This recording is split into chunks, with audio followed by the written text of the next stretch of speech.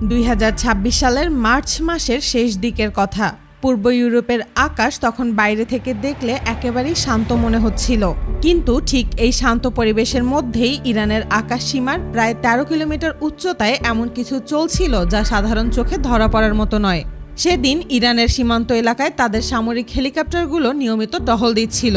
সবকিছু স্বাভাবিক মনে হলেও আন্তর্জাতিক বিভিন্ন প্রতিবেদনে বলা হয় এই শান্ত পরিবেশের আড়ালে ইরানের আকাশের দিকে নজর রেখে চলছিল আমেরিকার একটি অত্যাধুনিক রাডার প্লেন। এটি এত উঁচুতে উড়ছিল যে সাধারণ রাডার সেটিকে আলাদা করে ঠিকমতো ধরতেই পারছিল না। এটি কোনো সাধারণ বিমান নয়, এটি আমেরিকার E-3 সেন্ট্রি সিরিজের একটি বিশেষ রাডার প্লেন। এই একটি প্লেনের দাম প্রায় $650 মিলিয়ন বেশি। এই ধরনের প্লেন মূলত বিশেষ নজরদারি এবং গোয়েন্দা অভিযানের জন্য ব্যবহার করা হয়। এটি একটানা কয়েকদিন আকাশে ভেসে থাকতে পারে এবং বিশাল এলাকা জুড়ে শত্রুপক্ষের বিভিন্ন ঘাঁটি, যোগাযোগ ব্যবস্থা, এমনকি সামরিক কার্যক্রমের উপরও নজরদারি চালাতে সক্ষম। এই রাডার প্লেন পাঠানো হয়েছিল খুব হিসেব করে। তবে আশ্চর্যের বিষয়, প্লেনটি আকাশে একা ছিল না।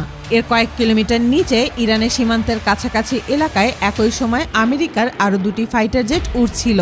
এর উদ্দেশ্য ছিল একটাই, রাডার স্ক্রিনে যেন সবকিছু একসাথে সাধারণ যুদ্ধবিমানের স্বাভাবিক সিগন্যালের মতো দেখায়, যাতে করে উপরে থাকা রাডার প্লেনটি আলাদা করে রাডারে ধরা না পড়ে। ইরানের এয়ার ডিফেন্স কন্ট্রোল রুমে প্রথম দিকে কেউ তেমন কোনো সন্দেহ করেনি, কারণ আন্তর্জাতিক আকাশসীমায় বিভিন্ন দেশের সামরিক বিমান টহল দেওয়া খুবই স্বাভাবিক একটি ঘটনা। রাডার স্ক্রিনে তখন পরিচিত সিগন্যালই দেখা যাচ্ছিল। উচ্চগতির ফাইটার জেট, বিভিন্ন ধরনের যাত্রী পরিবহনকারী বিমান, সবকিছুই স্বাভাবিক মনে হচ্ছিল। কিন্তু কয়েক মিনিট পর একজন অভিজ্ঞ রাডার অফিসারের চোখে ধরা পড়ে অদ্ভুত একটি বিষয়।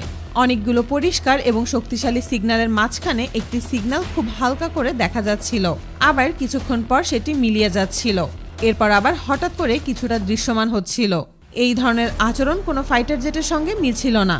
সাধারণত ফাইটার জেটের সিগন্যাল স্থির এবং স্পষ্ট থাকে, কিন্তু এখানে মনে হচ্ছিল আকাশে আরও অনেক উপরে কিছু একটা আছে, যেটাকে রাডার পুরোপুরি ধরতে পারছে না। ইরানের হাতে থাকা রাডার কোনো সাধারণ রাডার নয়। দেশটি বহু বছর ধরে রাশিয়ার কাছ থেকে উন্নত রাডার সিস্টেম সংগ্রহ করেছে। তাদের ব্যবহৃত এই রাশিয়ান রাডার সিস্টেম প্রায় 400 কিলোমিটার পর্যন্ত আকাশের বিভিন্ন স্তর পর্যবেক্ষণ করতে পারে। রাডার প্লেনে থাকা পাইলটরা সম্ভবত বুঝতেই পারেনি যে এই পর্যায়ের উন্নত রাডার ক্ষমতা ইতোমধ্যেই ইরানের সক্রিয় রয়েছে। রাডার কমান্ডার যখন বিস্তারিত ডেটা বিশ্লেষণ করেন তখন বিষয়টি পরিষ্কার হয়ে যায়। প্রায় 13 কিলোমিটার উচ্চতায় একটি অজানা প্ল্যাটফর্ম ধীরে ধীরে চলাচল করছে। বিষয়টি নিশ্চিত হওয়ার সঙ্গে সঙ্গেই পরিস্থিতি দ্রুত বদলে যায়। হেড কমান্ড রুমে সবাই বুঝতে পারে যে অস্বাভাবিক কিছু একটা ঘটে যাচ্ছে। কেউ কোনো ঝুঁকি নিতে চায়নি। সঙ্গে সঙ্গে সিদ্ধান্ত নেওয়া হয় MiG-29 যুদ্ধবিমান আকাশে পাঠানো হবে।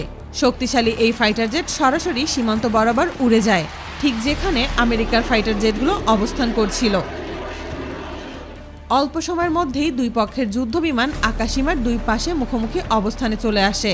কোনো রেডিও বার্তা ছিল না, কোনো সতর্ক বার্তাও না, শুধু নিঃশব্দে সামনাসামনি দাঁড়িয়ে রয়েছে। এই মুখোমুখি অবস্থার মাঝেই ইরানের এয়ার ডিফেন্স ইউনিট একটি বড় সিদ্ধান্ত নেয়। রাডার প্লেনটি তখনও সক্রিয়ভাবে তথ্য সংগ্রহ করছিল। তখন নির্দেশ দেওয়া হয় S-300 এয়ার ডিফেন্স সিস্টেম প্রস্তুত করার জন্য। S-300 হলো বিশ্বের অন্যতম শক্তিশালী আকাশ প্রতিরক্ষা ব্যবস্থা। ইরান এটি রাশিয়ার কাছ থেকে সংগ্রহ করেছে। এই সিস্টেমের সবচেয়ে বড় শক্তি হলো, একবার যদি টার্গেটের আনুমানিক অবস্থান নির্ধারণ করা যায়, তাহলে মিসাইল নিজে থেকেই টার্গেটের দিকে এগিয়ে যায়। যতই কাছে যায় ততই আরও নিখুঁতভাবে টার্গেটকে লক করে। লক্ষ্যবস্তু যতই নিজেকে আড়াল করার চেষ্টা করুক না কেন, এই সিস্টেমের হাত থেকে পালানো অত্যন্ত কঠিন। কয়েক সেকেন্ডের মধ্যেই আকাশে একটি মিসাইল ছুটে যায়, যার গতি ছিল প্রায় 2200 কিলোমিটার প্রতি ঘন্টা। কিছুক্ষণ পর রাডার স্ক্রিনে সেই অজানা সিগন্যাল হঠাৎ করেই সম্পূর্ণভাবে অদৃশ্য হয়ে যায়। ঘটনার পরপরই বিভিন্ন প্রতিবেদনে বলা হয় আমেরিকার পক্ষ থেকে জানানো হয়েছে রাডার প্লেনটি ভুলবশত সীমান্তের খুব কাছাকাছি চলে গিয়েছিল। এটি কোনো ইচ্ছাকৃত পদক্ষেপ ছিল না। অন্যদিকে ইরান স্পষ্টভাবে জানিয়ে দেয় যে তাদের আকাশসীমার নিরাপত্তা নিয়ে কোনো ধরনের আপোষ করা হবে না। সীমান্তের এত কাছে সক্রিয় নজরদারি তারা কোনোভাবেই গ্রহণযোগ্য মনে করে না। এই ঘটনাটি বিশ্বজুড়ে সামরিক বিশ্লেষকদের মধ্যে নতুন করে আলোচনা শুরু করে দেয়। আধুনিক যুদ্ধ এখন আর শুধু যুদ্ধবিমান বা সেনা সংখ্যার উপর নির্ভর করে না। আসল শক্তি এখন লুকিয়ে আছে উন্নত রাডার প্রযুক্তি, নজরদারি প্লেন, তথ্য সংগ্রহ ব্যবস্থা এবং শক্তিশালী আকাশ প্রতিরক্ষা সিস্টেমের মধ্যে। আর আকাশে ঘটে যাওয়া এই নীরব ঘটনায় প্রমাণ করে দিল ভবিষ্যতের যুদ্ধ হবে আরও অদৃশ্য, আরও নিঃশব্দ এবং সম্পূর্ণভাবে প্রযুক্তি নির্ভর।